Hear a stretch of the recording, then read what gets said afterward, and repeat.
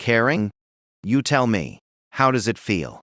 She was quiet for a long moment, her gaze turning inward as she examined sensations that were still new to her mortal form. It feels like purpose, she said finally. Not the abstract purpose of cosmic forces, but immediate, personal purpose. These people matter to me, not because they serve some greater design, but because they're themselves, their hopes, their fears, their dreams. They become part of who I am. That's caring, Marcus confirmed. Then yes, Aetheria said softly. I'm learning to care, and it's terrifying and wonderful and completely unlike anything I experienced in 47 million years of godhood. Their conversation was interrupted by an alert from the bridge. Captain Rodriguez's voice came through the comm system with barely controlled excitement. All senior staff and our guest to the bridge immediately. We've received a transmission from the approaching fleet, and you need to hear this. Marcus and Aetheria exchanged glances, then made their way quickly to the bridge. They found the crew gathered around the communication station, where a message was being played on repeat. The voice was human, female, with an accent that suggested origins in Earth's Asian colonies. This is Captain Sarah Okafor of the colony ship Ubuntu, representing the combined fleet of the Southern Cross. We understand you're coordinating relief efforts for human vessels in this sector. We're approaching with 97 ships carrying approximately 2 million people, along with industrial fabrication equipment, resource processing facilities, and defensive capabilities. Rodriguez paused the message and looked around his bridge. 2 million people, and that's just one of the approaching fleets. The latest sensor readings suggest we're looking at a total of over 15 million humans converging on this location. 15 million, Marcus repeated, the number almost too large to comprehend. It's not just ships responding to the psychic resonance anymore, Sarah Kim reported from her station. Some of these fleets have been planning to gather for years, looking for a location where human civilization could regroup and rebuild.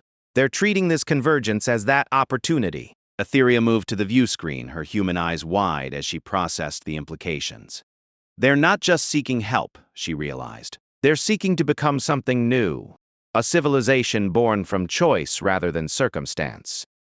The question is, Rodriguez said grimly, are we ready for that responsibility? Can we coordinate something this massive? Can we build the infrastructure, maintain order, provide leadership for what amounts to an entire species in exile? Before anyone could answer, another alert sounded. This time, it was the ship's internal sensors, detecting an energy signature that made the bridge crew exchange worried glances. What is it? Rodriguez demanded. It's Aetheria, Sarah reported, her voice puzzled. Her energy readings are changing, increasing exponentially. Marcus turned to look at his friend, the woman who had chosen mortality and connection over divine power. She stood silhouetted against the view screen, her human form unchanged but somehow more present, more significant. Around her, the air itself seemed to shimmer with potential. What's happening to me? She whispered, and her voice carried harmonics that hadn't been there moments before. I think, Marcus said quietly, you're about to find out what happens when a goddess learns to care about 15 million people at once. The transformation, when it came, was nothing like her earlier change from divine to mortal. This was something entirely new, unprecedented in the history of either gods or humans. Aetheria didn't become more powerful or more cosmic. Instead, she became more connected, more integrated with the community of human consciousness that surrounded her. Marcus felt it first as a warmth in his mind, a sense of presence that was utterly familiar, yet completely unprecedented. Then it spread through the ship, through the fleet, through every human vessel within range of her influence.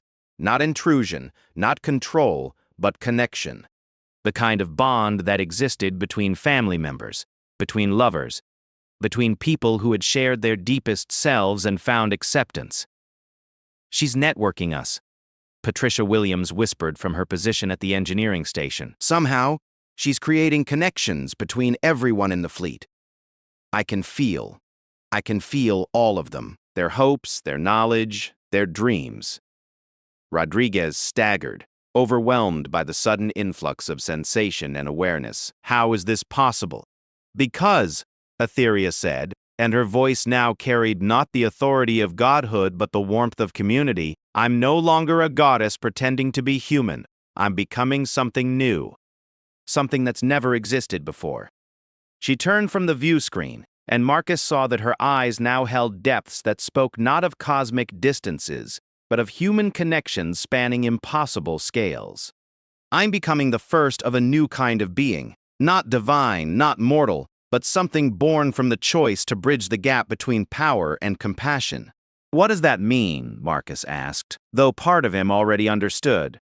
"It means," Etheria replied, "that humanity is about to become something unprecedented in the history of the universe, not through technology or conquest, but through the simple revolutionary act of choosing to care for each other on a cosmic scale." Outside the viewports, the lights of human ships stretched across the void like a galaxy in miniature, each one now connected to all the others through bonds of understanding that transcended space and time.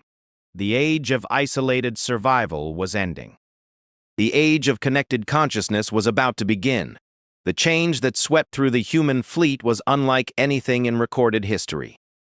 Not technological advancement or political revolution, but something far more fundamental: the birth of collective consciousness that retained individual identity.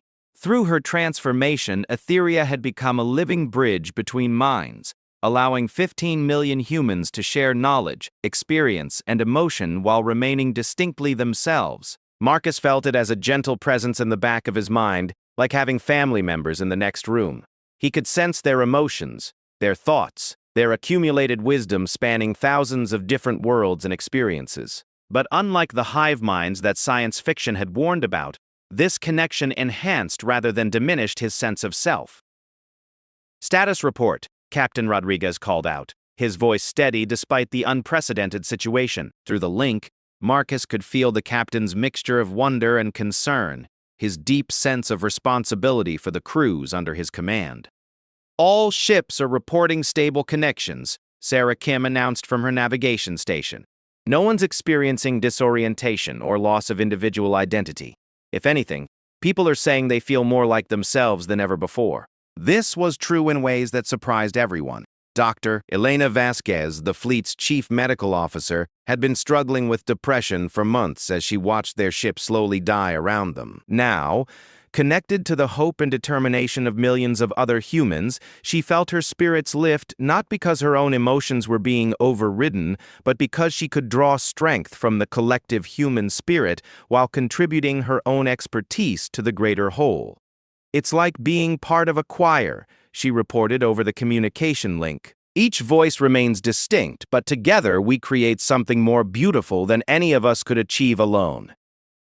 Etheria stood at the center of the bridge, no longer the cosmic being she had been, no longer the simple mortal she had become, but something entirely new. Her form remained human, but her presence filled the space in ways that transcended physical boundaries.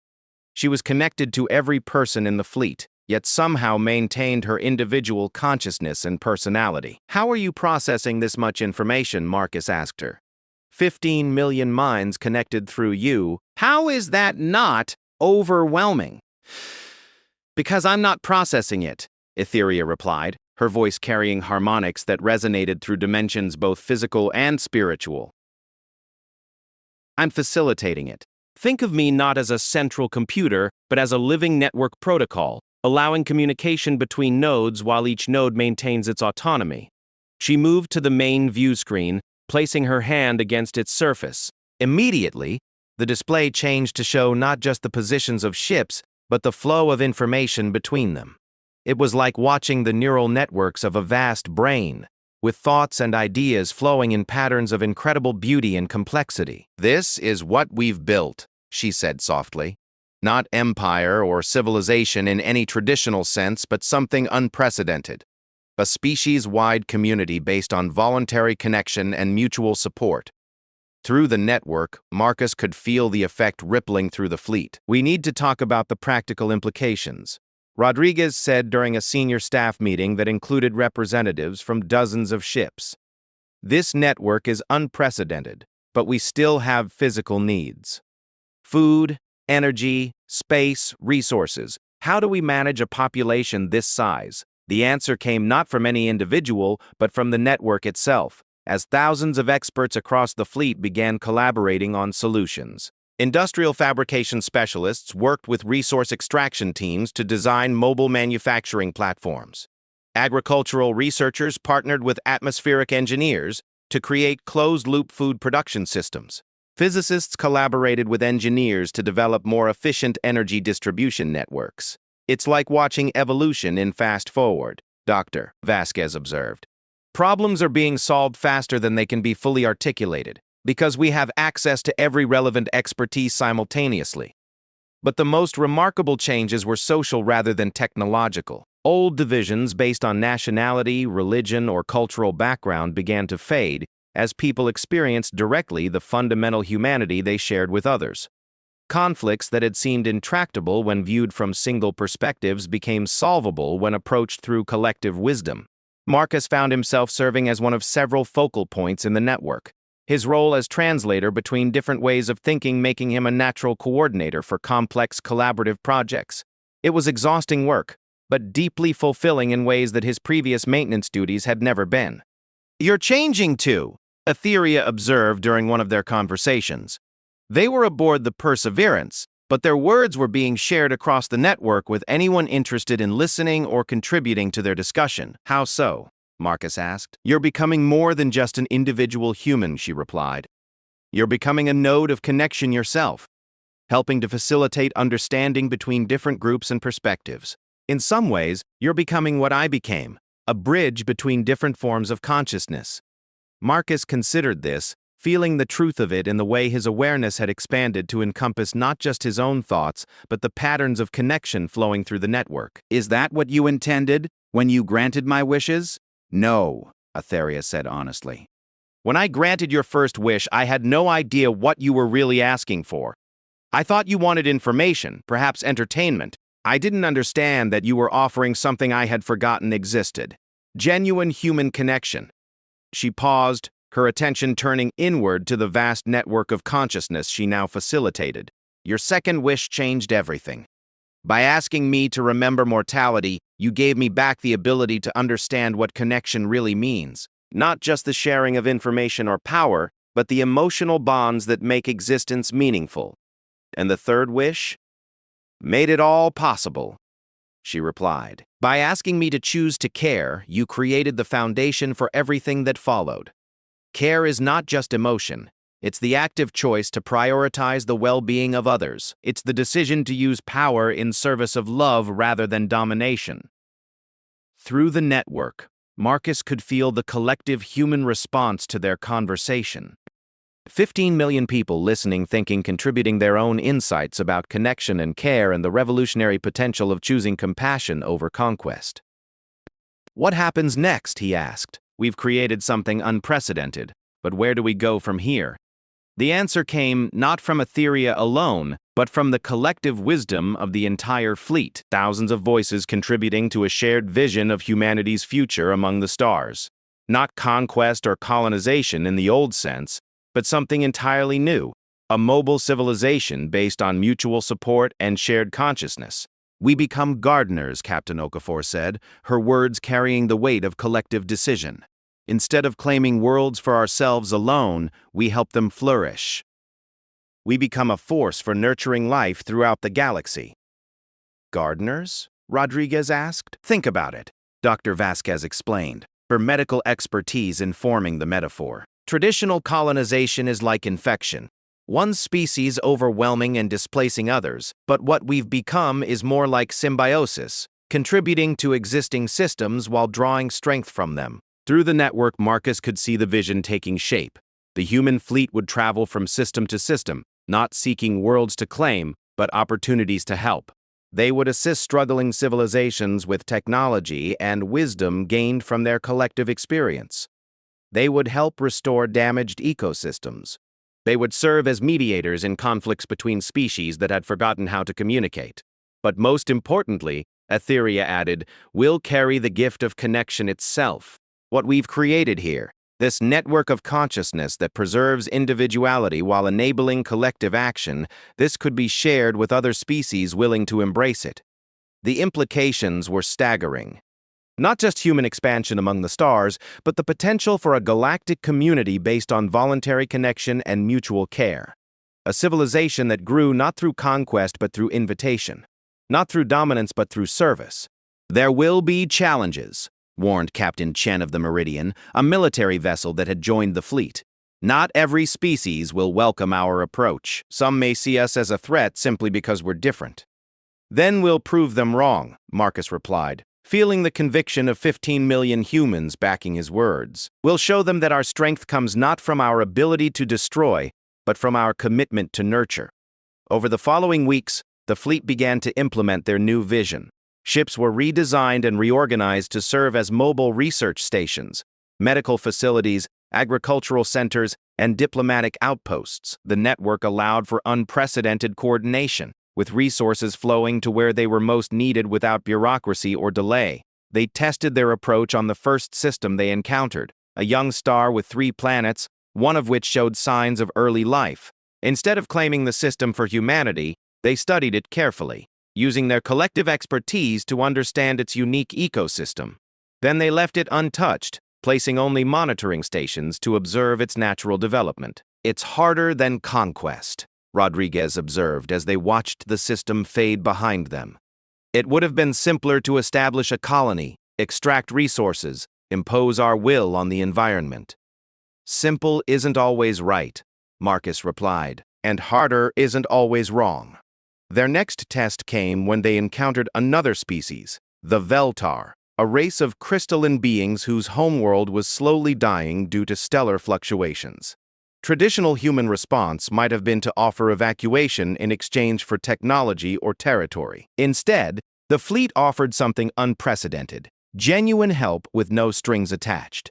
Working together, human engineers and Veltar crystallographers developed a series of orbital mirrors that could regulate the amount of radiation reaching their world. The project took months of collaboration, with both species learning from each other's approaches to large-scale engineering. "Why do you help us?" asked Shardsinger Velshan, the Veltar's primary negotiator. The question came through translation devices, but the emotional undertone was universal. Confusion at unexpected kindness. "Because you need help, and we can provide it," Etheria replied simply. "That's reason enough." The Veltar were suspicious at first, waiting for the trap, the hidden cost, the inevitable demand for payment. When none came, when the humans completed their work and prepared to leave without asking for anything in return, Velshan approached the fleet with an unprecedented request. "We would like to learn," the crystalline being said. "This network you share, this connection between minds that preserves individual will, could such a thing include non-human consciousness?" The question sent ripples through the human network, sparking discussions and debates that lasted for days. Could their unprecedented form of consciousness be shared with alien minds? Would the differences in thought patterns and emotional structures create incompatibilities? Was it even ethical to offer such a profound change to another species? In the end, the decision was made to attempt limited contact. Etheria served as intermediary, carefully establishing connections between a few volunteer humans and Veltar. The result was extraordinary. A hybrid consciousness that maintained the distinctiveness of both species while enabling unprecedented understanding and cooperation. "It's like learning a new language," reported Dr. James Park, one of the human volunteers. "But instead of words, we're sharing concepts, emotions, ways of perceiving reality. The Veltar experience time differently than we do, and through the connection I can sense that difference without losing my own temporal perspective." Velshan's response was equally positive. "The humans carry within them a warmth that we had not known existed. Not thermal warmth, but something deeper. They call it hope. And through sharing it, we remember that our dying star need not mean the death of our dreams." When the human fleet finally left the Veltar system, they carried with them a dozen crystalline beings who had chosen to join their mobile civilization. More importantly, they left behind a gift: the knowledge of how to establish their own network connections, allowing the Veltar to maintain contact across interstellar distances and share their experiences with others of their kind. "We're not just gardeners," Marcus realized, as he watched the Veltar homeworld shrink in their viewscreen. "We're teachers, showing others how to garden themselves." And students, Etheria added, learning from every species we encounter.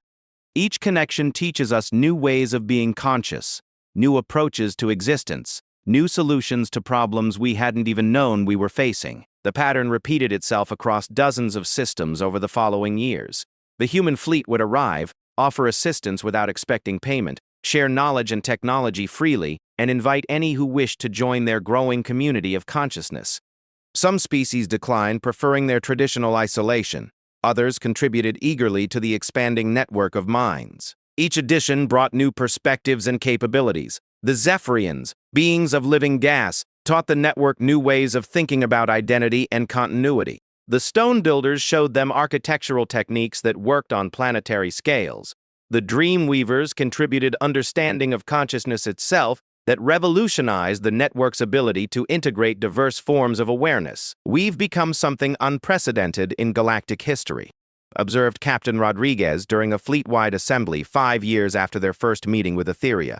The network now included over 100 species and nearly 50 million individual consciousnesses, all connected through voluntary bonds of mutual support and understanding. Not an empire, not a federation, but a genuine community of minds choosing to work together for the betterment of all, agreed Captain Okafor.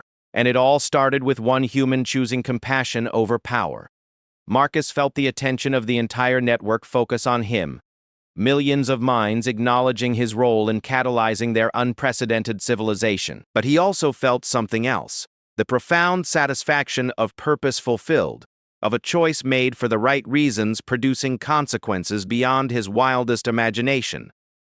It wasn't just my choice, he said, addressing the vast audience of consciousness connected to his thoughts. Every person who joined this network, every species that chose connection over isolation, every individual who decided to care about others even when there was no immediate benefit, all of those choices matter. But your choice came first, Etheria replied, her presence in the network now vast beyond measure yet still recognizably the lonely goddess he had chosen to comfort so many years ago. And that made all the others possible. She appeared beside him on the observation deck of the Perseverance, her form still human in scale, but radiant with connections that spanned galaxies. Do you know what you've accomplished, Marcus Chen? I asked a lonely goddess to remember what it meant to care, he replied. You did more than that, she said softly. You proved that the greatest power in the universe isn't the ability to destroy or to dominate. It's the choice to connect, to understand, to love without reservation or expectation of return. Around them, the observation deck filled with representatives from dozens of species, all of them connected through the network, all of them part of the vast community of consciousness that had grown from one human's decision to treat a goddess like a person deserving of compassion. What happens next? Asked Velshan. The crystalline being's harmonics translated into words but carrying emotional undertones that needed no translation. We keep growing, Marcus replied, feeling the certainty of the network backing his words. We find more species willing to join us, more individuals ready to choose connection over isolation. We build a galactic civilization based on voluntary cooperation and mutual care. And when we've connected every willing consciousness in this galaxy, asks Shardsinger Velnoth, Velshan's offspring who had been born into the network and knew no other way of existence. Then we reach out to other galaxies, Etheria said, her smile carrying the warmth of stars being born. Because the universe is vast and there's no limit to how much connection and care it can contain. Marcus looked out at the starfield that surrounded their fleet, no longer seeing empty void, but pathways to countless other worlds. Other species, other opportunities to choose compassion over conquest. Somewhere out there were beings who had never known what it meant to be part of something larger than themselves. Somewhere were lonely gods who had forgotten the value of connection. Somewhere were civilizations on the brink of collapse who needed to learn that they weren't alone. It started with 3 wishes, he said quietly, speaking to himself as much as to the vast network of consciousness connected to his thoughts. No, Etheria corrected gently. It started with one choice. The choice to see a being of infinite power as a person deserving of compassion. Everything that followed grew from that single moment of human kindness. She placed her hand on his shoulder, and through that simple touch, Marcus felt the love and gratitude of not just Etheria but every being in their vast network. Millions of consciousnesses touched by his choice to treat others with dignity and care, regardless of their power or species or fundamental nature. That's humanity's real strength, he realized. Not our technology or our stubbornness or our capacity for violence. It's our ability to recognize the personhood in others and choose to honor it. And that, Etheria said, is why the universe will never be the same. Because once you've shown the galaxy what genuine compassion looks like, there's no going back. The old ways of conquest and domination become not just wrong but obsolete. Around them, the fleet continued its journey through space, no longer refugees seeking a home, but gardeners tending a galaxy. Teachers sharing the gift of connection, students learning new ways of being conscious from every species they encountered. They carried with them the most powerful force in the universe, the simple human choice to care. Behind them, they left a trail of worlds made better by their passing. Ahead of them waited infinite possibilities for connection, understanding, and love. And at the heart of it all was the memory of 3 wishes that had changed not just one goddess but the entire nature of consciousness itself. Marcus Chen, maintenance engineer turned bridge between worlds, smiled as he watched the stars. His work was far from over. If anything, it was just beginning. But for the first time in his life, that seemed like a gift rather than a burden.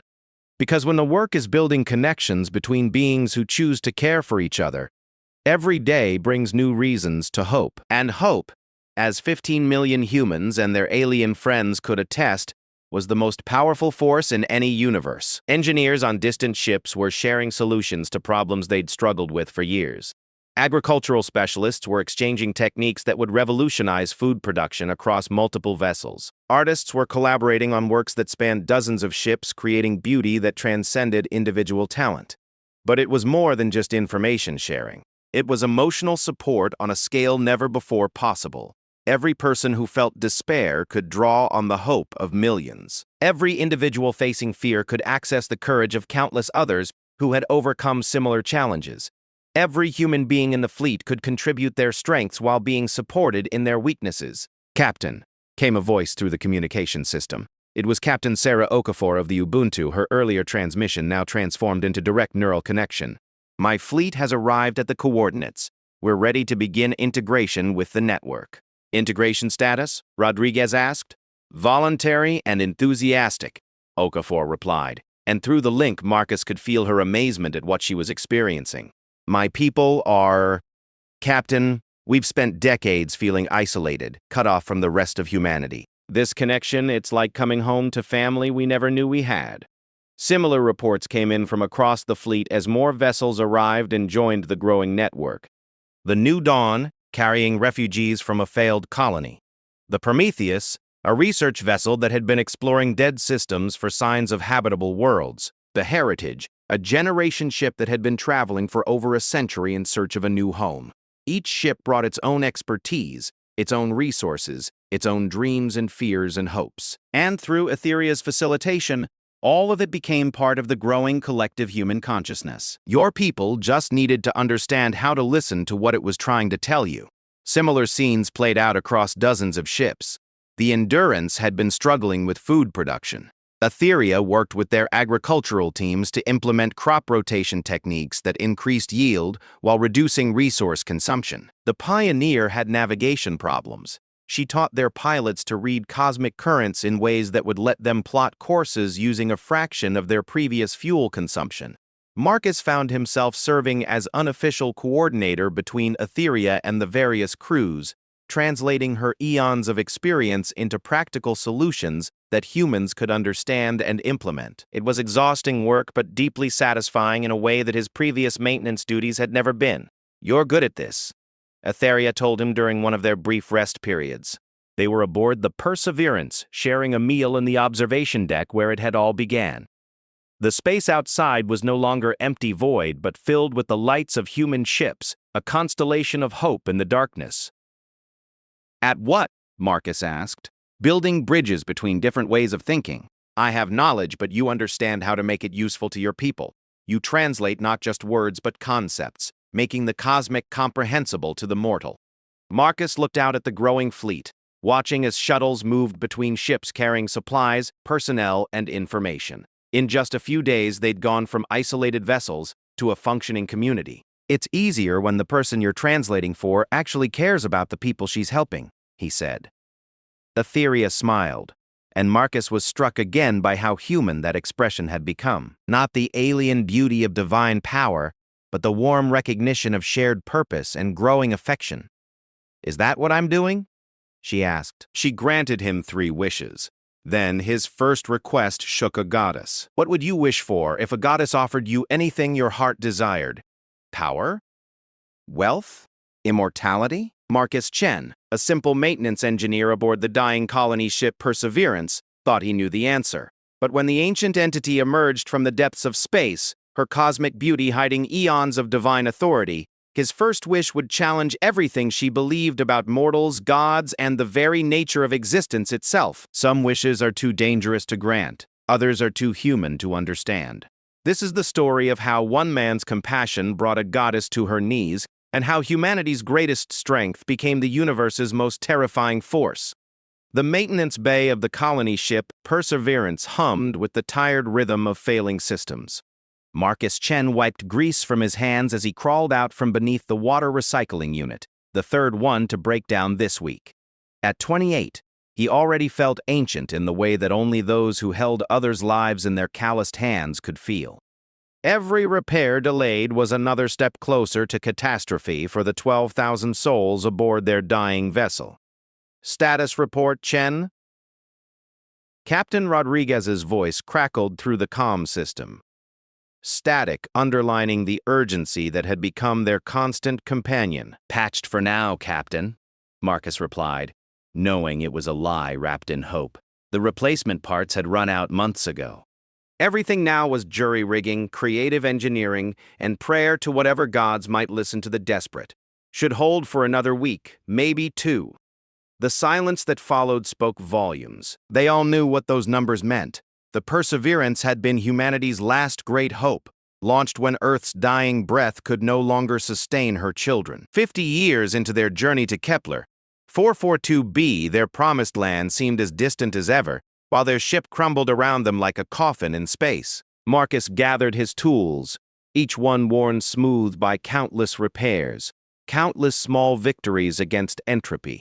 The corridors he walked through told the story of their decline in peeling paint, flickering lights, and the hollow eyes of colonists who had watched their children grow up, knowing they might never see soil beneath their feet. Hope was a luxury they could no longer afford to maintain. He was heading back to his quarters when the ship shuddered, not the familiar groan of an aging vessel, but something else entirely. The lights didn't flicker. They went out completely for 3 heartbeats before blazing back to life with an intensity that hurt the eyes. The hum of the life support systems changed pitch, becoming something almost musical. Emergency klaxons should have been wailing. Instead, the ship fell into a silence so profound that Marcus could hear his own heartbeat echoing in his ears. He pressed his hand against the nearest bulkhead and felt something impossible. The ship was warm. Not the recycled warmth of life support, but something organic, alive. "All crew to stations." Captain Rodriguez's voice came through the comm, but it sounded different, awed. "We have contact." Marcus ran. Through corridors that seemed somehow brighter, past viewports that no longer showed the familiar star field, but something that made his brain struggle to process what his eyes were seeing. Lights that weren't lights. Patterns that weren't patterns. Beauty that hurt to witness. The observation deck was packed with crew members, all staring out at what floated beyond their ship. Marcus pushed through the crowd until he could see, and then wished he couldn't. She was vast, not in the way of ships or planets, but in the way that oceans are vast, or the sky before you understand that it has no end. Her form shifted between states of matter and energy, sometimes appearing as a woman of impossible beauty, sometimes as living constellation, sometimes as pure concept given shape. When she moved, space itself rippled around her like water disturbed by a passing hand. "I am Etheria." Her voice came not through the ship's speakers but from everywhere at once, from the air itself, from the walls, from the blood in their veins. Goddess of the void between stars, keeper of lost things, mother of the spaces that are not. The crew stood frozen, Not in fear, but in the presence of something so fundamentally other that their minds had no framework for response. This was divinity made manifest, power that could reshape reality with a thought. "Your vessel calls to me," Etheria continued, and her attention fell on the ship like the weight of galaxies. "It sings a song of ending, of dreams deferred and hope grown cold. I have heard such songs before, in the death throes of a million worlds." Captain Rodriguez stepped forward, his leadership training overriding the awe that held the others paralyzed. "We are colonists from Earth, seeking a new home. Our ship is failing. If you can help us—" "I can." Etheria's voice cut through his words like light through shadow. "But that is not why I have come. I am drawn by something else, something I have not encountered in eons of existence." Her form shifted, focusing, and suddenly she was looking at Marcus, not at the crowd, not at the ship, but at him specifically. Her attention was like standing in a solar flare, overwhelming and terrible and beautiful beyond description. "You," she said, and the word resonated through dimensions Marcus hadn't known existed. Engineer Marcus Chen, age 22, 8 Earth years, maintainer of failing systems and keeper of small hopes. "You interest me." Marcus felt the eyes of everyone on the observation deck turn to him, but they seemed insignificant compared to the cosmic attention focused on his soul. He tried to speak and found his voice caught in his throat. "In all my existence," Etheria continued, "I have watched civilizations rise and fall. I have seen species reach for the stars and burn themselves to ash on their ambition. I have witnessed the birth of gods and the death of universes. And in all that time, all those eons of watching and waiting and knowing, one thing has remained constant. When faced with true power, mortals ask for the same things: wealth, dominance, immortality, the small, selfish desires that define your kind." She moved closer to the ship, and her presence made the hull sing with harmonics that spoke of spaces between spaces, of the dark matter that held the universe together. "But you, Marcus Chen, you are different. I can see into your thoughts, read the patterns of your desires like star charts, and what I find there is unexpected." Marcus found his voice at last. "I don't understand." "You will," Etheria said, and her smile was like the birth of stars. "I offer you what mortals have dreamed of since they first looked up at the night sky and wondered what lay beyond. 3 wishes, Marcus Chen. 3 requests that I will grant with all the power at my command. The only limits are those of possibility itself, and I have made the impossible mundane since before your species learned to walk upright." The observation deck erupted in whispers, in barely contained excitement. 3 wishes from a goddess, the stuff of legend made real. Marcus felt the weight of 12,000 lives pressing against his consciousness, the responsibility of their dying ship, their fading hopes. "Why me?" he asked. "Because," Etheria replied, "you are the only one aboard this vessel who would not use such power for himself first. Your thoughts are an open book to me, Marcus Chen. I see your heart, and it bleeds for others before it beats for yourself. This intrigues me. It has been so long since I encountered true selflessness that I had begun to believe it was merely a myth told by philosophers." Captain Rodriguez stepped forward again. "Marcus, this is our chance. Think carefully about what would help us most." But Marcus wasn't looking at the captain. He was staring out at Etheria, at this being of unimaginable power who spoke of eons and universes as casually as he might discuss the weather. An idea was forming in his mind, dangerous and beautiful and utterly human. "You've lived for eons," he said finally. "You've watched civilizations rise and fall. You've seen the birth of gods and the death of universes." "Yes," Etheria replied, curious now about where his thoughts were leading. "That sounds lonely."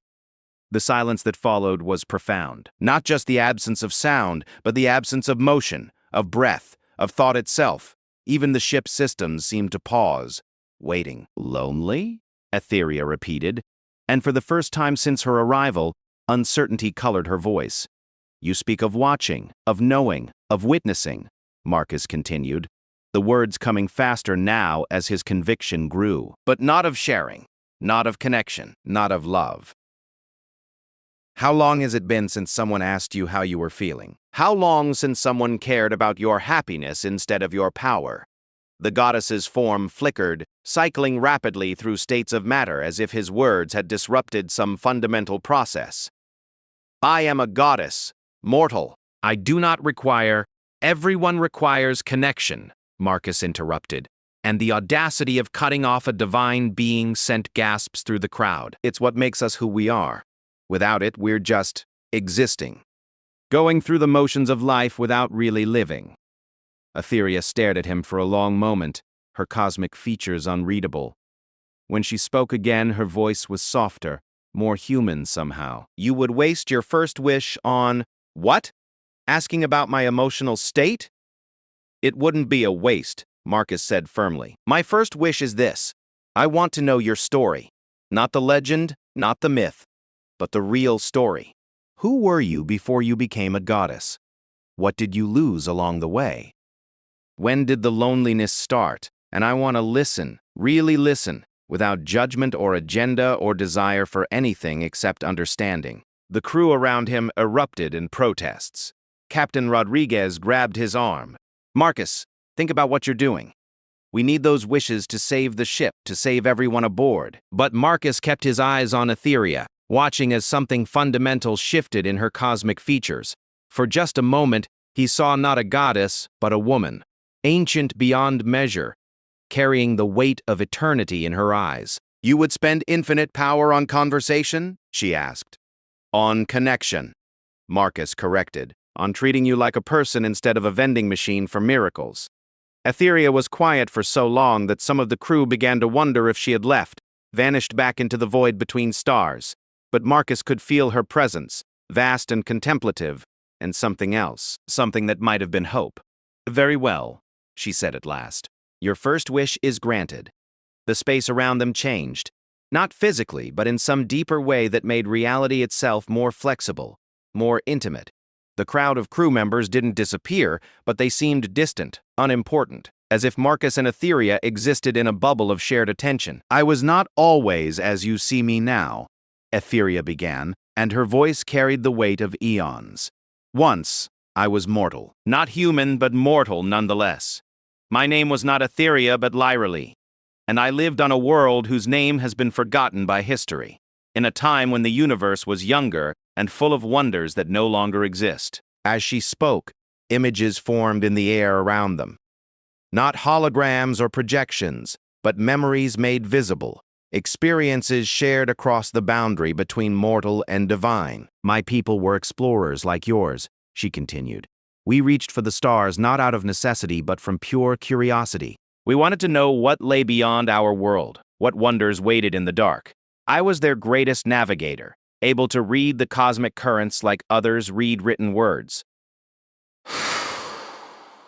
The images showed a world of impossible beauty, with cities that floated among clouds and beings of grace and wisdom. Marcus saw Lyrily as she had been, young, eager, brilliant, surrounded by others who loved learning as much as she did. We found wonders beyond imagining, Etheria said, and her voice carried both joy and sorrow. Worlds where music had physical form, where thoughts became living creatures, where time flowed backward and forward simultaneously.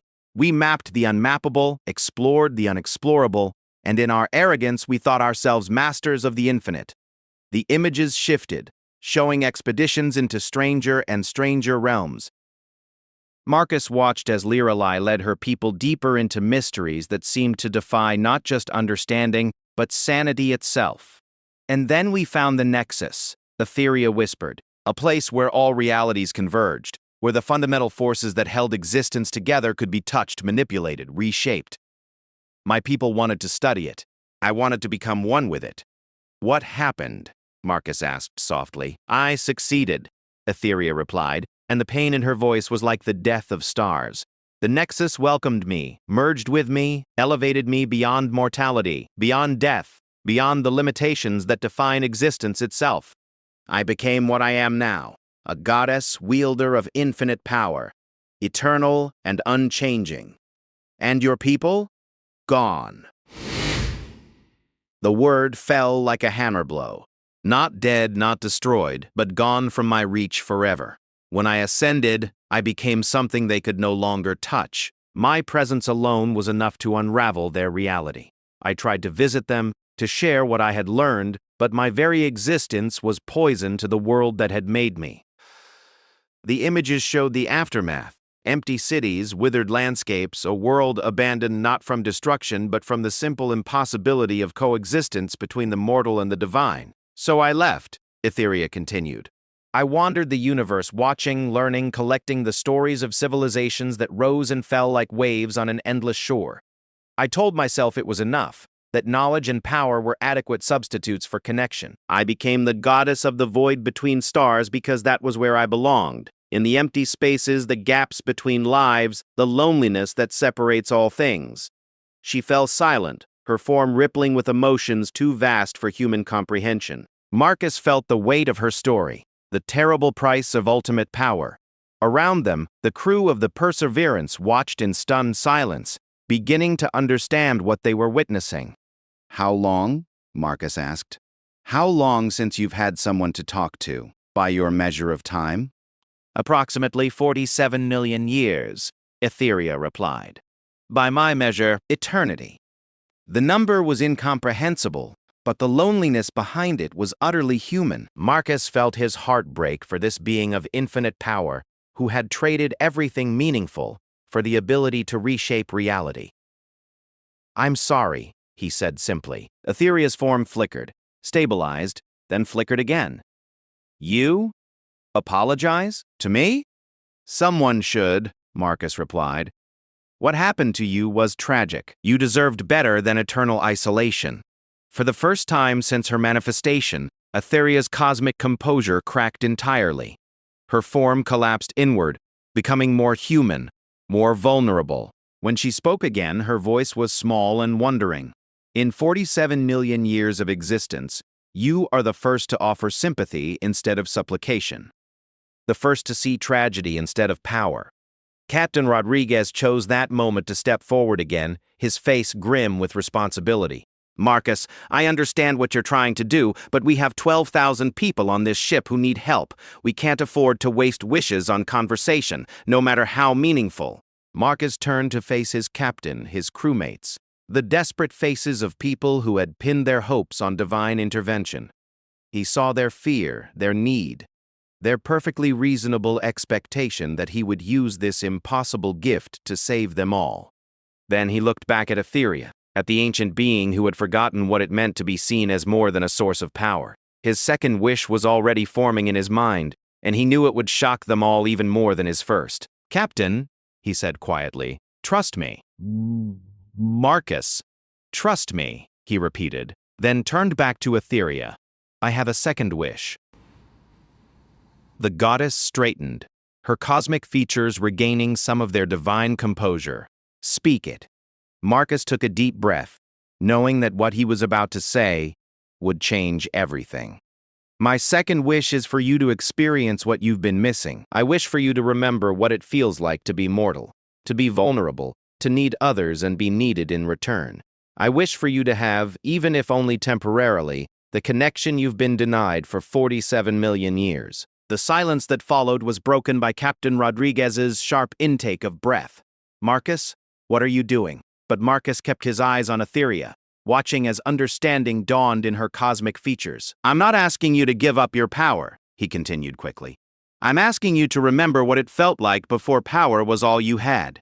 Etheria stared at him, her form cycling through states of matter and energy as she processed his words. "You would use your wish to grant me an experience rather than gain one for yourself?" "Yes," Marcus said simply, "but your ship, your people, will still need help after you remember what it means to be truly alive," Marcus replied. "But maybe then you'll understand why that help should come not from obligation or entertainment, but from genuine care." The goddess was quiet for a long moment, her attention turned inward. When she spoke again, her voice held a note of something that might have been fear. "Do you understand what you are asking? To be mortal again, even temporarily, would mean vulnerability, pain, the possibility of loss. After 47 million years of invulnerability, such sensations might be overwhelming." "They might be," Marcus agreed, "but they might also be wonderful." Etheria looked at him for what felt like an eternity.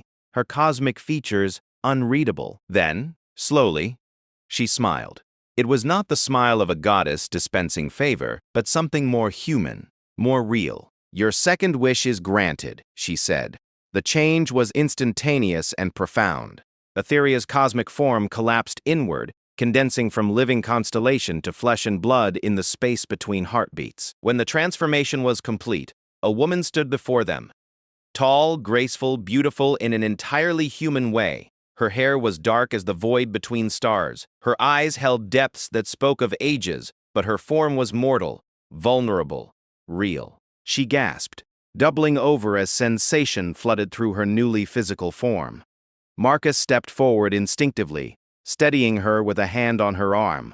The simple touch made her flinch, then lean into it as if remembering what physical comfort felt like. "I can feel," she whispered, wonder and terror warring in her voice. "I can feel everything. The temperature of the air, the vibration of the ship, the beating of your heart through your skin. How did I forget? How did I live without this?" Marcus helped her straighten, keeping his hand on her arm as she adjusted to the overwhelming reality of physical existence. Around them, the crew watched in fascination and growing concern as their divine savior became something far more fragile and human. "It's overwhelming at first," Marcus said gently. "But you'll adapt.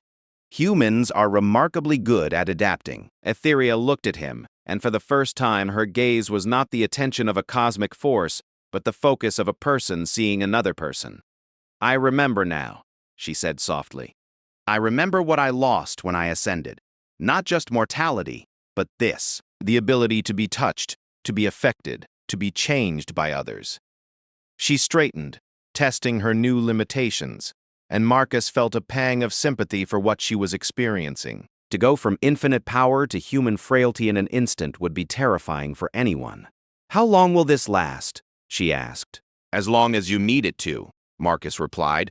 "The wish was for you to remember what you've been missing. That could take an hour or a century." Captain Rodriguez stepped forward, his face a mask of barely controlled frustration. "Marcus, I need to know, are you going to use your third wish to help this ship, or are you planning to waste that too?" The harsh words hit Marcus like a physical blow, not because they were wrong, but because they were right. He had used 2 wishes that could have saved 12,000 lives on a single being's emotional welfare. By any rational measure, his choices were indefensible. But as he looked at Etheria, at the wonder and pain and overwhelming humanity in her face as she rediscovered what it meant to be mortal, he knew he couldn't regret what he had done. Some things were more important than rational measures. "I have a plan," he said quietly. "Trust me." "Trust you?" Captain Rodriguez's voice rose. "Marcus, you've just spent 2 wishes on making a goddess feel better about herself while our ship dies around us. How can I trust that?" Before Marcus could answer, Etheria spoke. Her voice was smaller now, human in scale, but it carried an authority that even mortality couldn't diminish. "Because he sees what you cannot, Captain," she said. "In all my eons of existence, in all the wishes I have granted, and all the supplicants who have begged for my power, none have ever used their desires to heal someone else's pain. Your engineer has shown me something I had forgotten existed: true compassion. Not the desire for benefit, not even the hope of reward, but simple human kindness offered freely." She turned to Marcus, and her mortal eyes were bright with tears that sparkled like starlight. "You gave me back my humanity when I had forgotten I ever possessed it. You showed me that connection is not a luxury but a necessity, that loneliness is not a noble burden but a wound that festers in isolation." Marcus felt something shift in the air around them, a sense of gathering power that had nothing to do with divine authority and everything to do with understanding, finally achieved. "Your third wish, Marcus Chen," Etheria said, her voice growing stronger. "What would you ask of me now?" Marcus looked around at the crew of the Perseverance, at their faces filled with hope and fear and desperate need. He thought of the failing systems, the dying ship, the 12,000 souls depending on a miracle that might not come. Then he looked back at Etheria, at the goddess who had remembered what it meant to be human, and smiled. "My third wish," he said, "is for you to help us not because you can, but because you want to. Not as a goddess dispensing power to mortals, but as a friend helping friends. I wish for you to choose to care. The silence that followed was profound. But it was not the absence of response. It was the pause before transformation, the breath before the song, the moment when understanding becomes action. Etheria smiled, and in that expression, Marcus saw not the alien beauty of divine power, but the warm recognition of one human being acknowledging another. Your third wish, she said, is already granted. The transformation began immediately, but it was unlike anything the crew of the Perseverance had expected.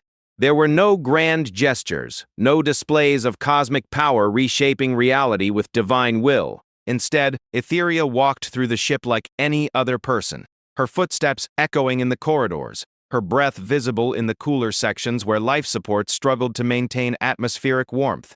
But wherever she went, things changed, not through magic or divine intervention, but through understanding so profound it bordered on the miraculous. She would pause beside a failing system, place her mortal hands against its housing, and somehow know exactly what it needed. Her knowledge wasn't the omniscience of godhood, but the hard-earned wisdom of someone who had watched civilizations build and rebuild for millions of years. Marcus followed her through the ship, partly from curiosity and partly from concern. The transformation from goddess to mortal had been jarring enough. He worried about the psychological impact of such a dramatic reduction in capability. The thermal regulation system in Section C is failing because of a cascade resonance, Etheria said as they walked through the residential quarters. Her voice was conversational, human-scaled, but filled with the kind of confidence that came from having seen similar problems countless times before. The harmonic frequency has shifted beyond acceptable parameters due to metal fatigue in the primary coupling. It's repairable, but only if you modify the oscillation pattern. Engineer Patricia Williams, who had been struggling with that exact problem for weeks, looked up from her diagnostic tablet with amazement. How could you possibly know that? Because I've watched 317 civilizations deal with thermal regulation in closed systems, Etheria replied simply. The principles are universal, even if the technology varies. She knelt beside Patricia, her movements entirely human but guided by expertise that spanned eons. Together, they opened the access panel and began making adjustments. Marcus watched, fascinated, as the goddess who had once reshaped reality with a thought now worked with simple tools, her hands growing dirty with grease and coolant fluid. This is better, Etheria said quietly as she helped Patricia realign a thermal coupling. When I was fully divine, I could have fixed this with a thought. But I wouldn't have understood the elegance of the problem. I wouldn't have appreciated the cleverness of the solution or the satisfaction of work well done. Patricia stared at her. You prefer being mortal? I prefer being connected, Etheria corrected. As a goddess, I solved problems because I could. As a mortal working alongside you, I solve them because we need them solved. The difference is profound. Word spread through the ship faster than the ventilation systems could circulate air. The goddess had become human, and she was helping. Not commanding, not performing miracles, but genuinely helping in the way that one person helps another. Crew members began seeking her out. Not for divine intervention, but for consultation, for the wisdom of someone who had seen everything the universe had to offer. In the hydroponics bay, she worked alongside agricultural specialist James Park to redesign their crop rotation system. Your problem isn't lack of nutrients, she explained as she carefully transplanted seedlings. It's light distribution. The plants in the center rows are shadowing the outer ones just enough to create nutritional stress. If you adjust the growing matrix to a spiral pattern instead of linear rows, you'll increase yield by approximately 30%. James implemented her suggestions and watched in amazement as plants that had been struggling for months began to flourish. How long have you been studying agriculture? About 40,000 years, Etheria replied, then paused as she realized how that sounded to mortal ears. But I've never actually grown anything myself until today. There's something deeply satisfying about nurturing life with your own hands.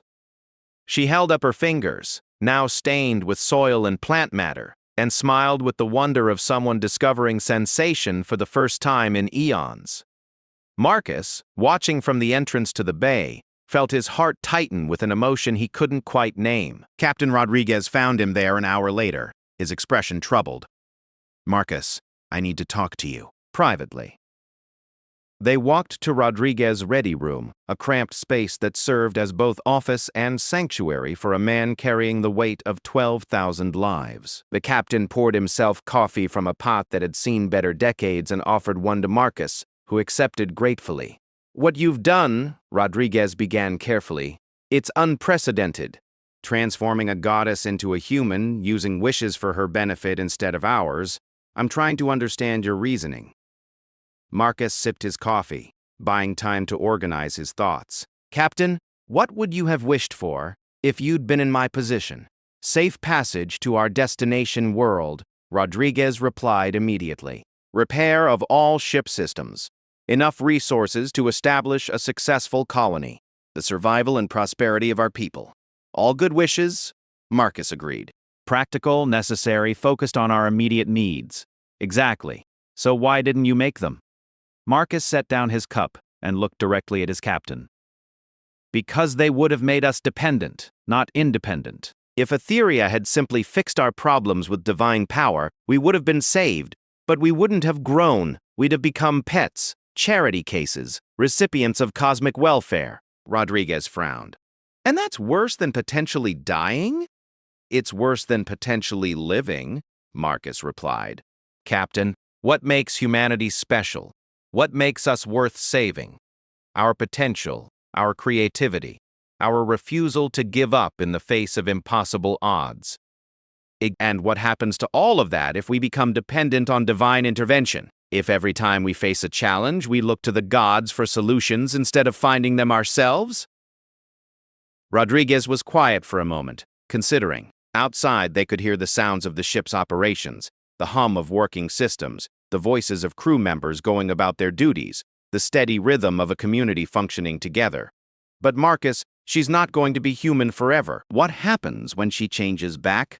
What happens when she remembers her divine nature and decides she's tired of playing mortal?" "Then we'll deal with whatever comes," Marcus replied. "But we'll deal with it as equals, as friends, as people who've shared experiences and built connections, not as supplicants begging for favor from an alien intelligence we can never understand." Rodriguez studied his engineer's face, seeing something there that he'd missed before. "You care about her." It wasn't a question, and Marcus didn't try to deny it. "I care about what she represents. Here's a being of infinite power who gave up everything meaningful to acquire it. She's been alone longer than our species has existed. If we can't find compassion for that kind of suffering, what does that say about us?" "It says we're human," Rodriguez replied. "Flawed, finite, focused on our own survival." "No," Marcus said firmly. "It says we're better than that.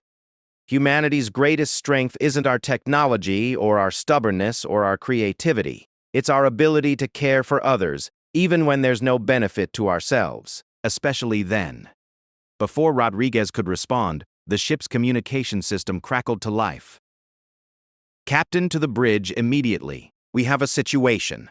They ran through corridors that seemed somehow brighter than before, though Marcus couldn't pinpoint exactly what had changed. On the bridge, they found the crew gathered around the main view screen, their faces a mixture of wonder and concern. "Report," Rodriguez ordered. Navigation Officer Sarah Kim turned from her station. "Captain, we're receiving transmissions, hundreds of them, from all across this sector of space."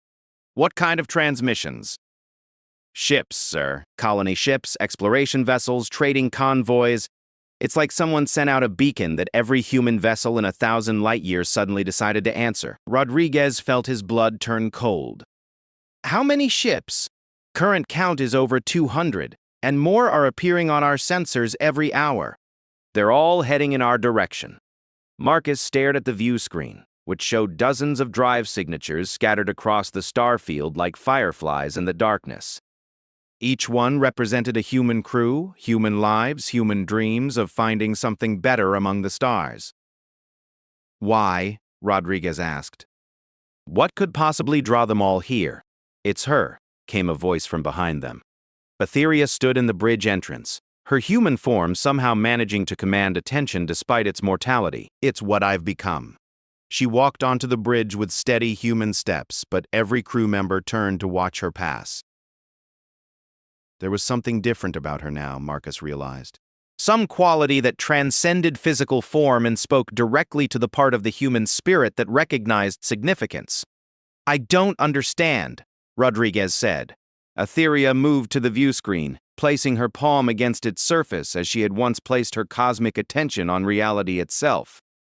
"For 47 million years, I was a force of nature. Distant, alien, incomprehensible. But now I'm something else. Something I haven't been in so long that I'd forgotten it was possible." "What?" Marcus asked, though he thought he already knew. "Human," she replied simply. "Not biologically, but in every way that matters. I think human thoughts, feel human emotions, form human connections. And that change, that's been broadcasting across dimensions." Sarah Kim looked up from her navigation console. "Broadcasting how?" "Every sentient being has a psychic signature," Etheria explained. "Usually it's too weak to detect across interstellar distances.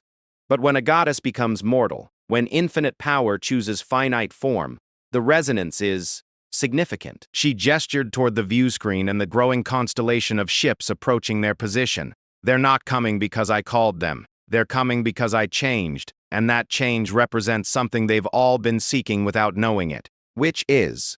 Rodriguez demanded. "Hope," Marcus said, understanding flooding through him. "Real hope, not just wishful thinking. Proof that even the most impossible things can choose to become something better." Etheria nodded, her eyes bright with tears that caught the bridge's lighting like captured stars. "Every human ship out there is carrying the same burden you are. Failing systems, dwindling resources, fading hope. They've been alone in the darkness so long that they'd forgotten they weren't the only ones struggling. But now they know," Marcus continued, the implications becoming clear. "They know that somewhere in the void, a goddess chose to become human. They know that miracles are possible, not through divine intervention, but through connection, through choosing to care." Rodriguez stared at the view screen, watching as more drive signatures appeared at the edge of their sensors. "How many ships are out there? How many people?" "Based on the transmission patterns, I estimate approximately 50,000 vessels of various sizes," Sarah reported. "If even half of them are colony ships like ours, we're looking at millions of people." The number was staggering. Millions of humans, scattered across the galaxy, all drawn by the psychic resonance of transformation and hope. Marcus felt the weight of responsibility settling on his shoulders like a familiar tool belt. "They're going to need help," he said quietly. "We all are," Rodriguez replied. "Our ship is still dying, and now we have what amounts to an entire civilization's worth of people headed our way." Etheria turned from the view screen, her human features set with determination that echoed her divine authority despite her mortal form. "Then we help each other. That's what humans do, isn't it? When faced with impossible odds, you don't surrender. You adapt, you improvise, you find a way. With respect," Rodriguez said carefully, "you're not exactly human. You're a goddess playing at mortality." "No," Etheria replied firmly. "I'm a person who used to be a goddess. There's a difference. My power came from separation, from being other, from standing apart from the rest of existence. My humanity comes from connection, from being part of something larger than myself." She moved to the bridge's central station, her hands working over controls with the practiced ease of someone who had watched countless civilizations develop similar technology. "I can't wave my hand and fix everything anymore, but I can share what I've learned, help coordinate what's coming, teach what can be taught." "And when your mortality ends?" Rodriguez asked. "When you remember your divine nature and decide that godhood is preferable to the limitations of flesh." Etheria paused in her work, her hands stilling over the controls. For a moment, Marcus thought he saw something flicker in her eyes, some echo of the cosmic being she had been. Then it was gone, replaced by something warmer and more immediate. "I don't know," she admitted. "I can feel my divine nature still there, waiting beneath the surface like deep water under ice. Eventually, the mortality will fade and I'll have to choose return to what I was or find some new way to exist." "And which will you choose?" Marcus asked softly. She looked at him, and in her gaze he saw the woman who had worked beside Patricia Williams to fix thermal couplings, who had planted seeds with James Park in the hydroponics bay, who had discovered the joy of dirt under her fingernails and the satisfaction of problems solved through cooperation. I don't know, she repeated, but for the first time in 47 million years, I have a reason to choose carefully. The bridge fell quiet except for the steady beep of sensors detecting more approaching ships. Rodriguez studied the growing display of human vessels, each one representing desperate people seeking something better than slow death in the void. "What do you recommend?" he asked finally. "We gather them," Etheria said without hesitation. "All of them. We pool our resources, share our knowledge, combine our efforts. Instead of one dying ship struggling alone, we become a fleet, a community, a civilization in motion." "The logistics alone would be impossible," Sarah protested. "Coordinating that many vessels, managing resources for millions of people, maintaining some kind of order, would be the greatest engineering challenge in human history," Marcus finished.